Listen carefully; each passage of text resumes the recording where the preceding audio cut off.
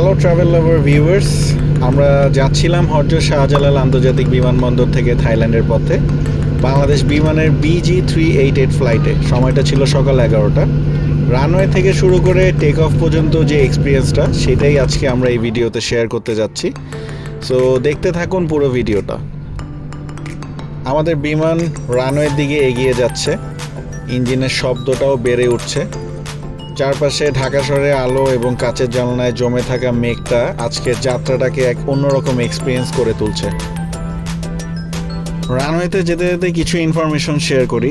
ঢাকা থেকে ব্যাংককের ফ্লাইট সাধারণত 2 ঘন্টা 30 মিনিটের মতো সময় নেয়।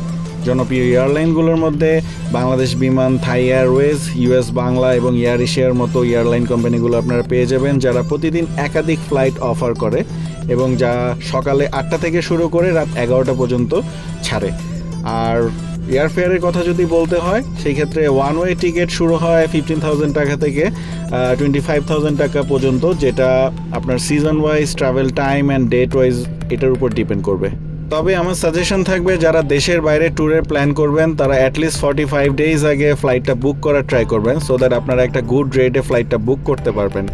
আর যারা চিপার ফ্লাইট ট্রাই করতে চান তাদের জন্য 2টা টিপস থাকবে আমার পক্ষ থেকে।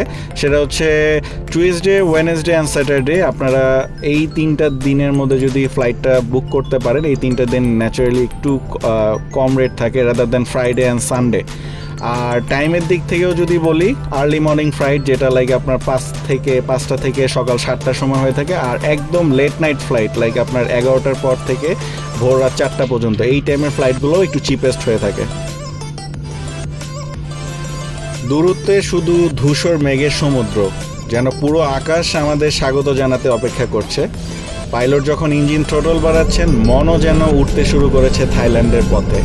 যদিও এটা আমাদের ফার্স্ট টাইম ফ্লাইট ছিল না, বাট এখানে অনেকেই ছিলেন যাদের ফার্স্ট টাইম ফ্লাইট ছিল, তাদের এক্সাইটমেন্টটা বেশি কাজ করছিল।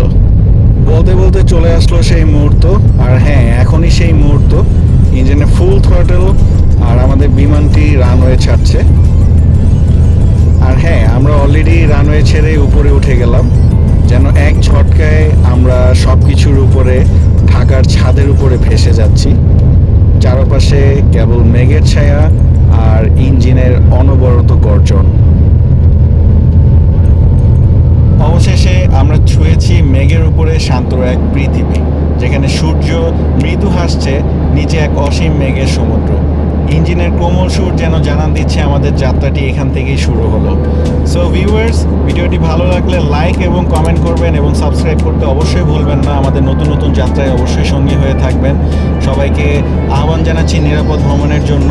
সো ভালো থাকবেন সবাই। আসসালামু আলাইকুম, আল্লাহ হাফেজ।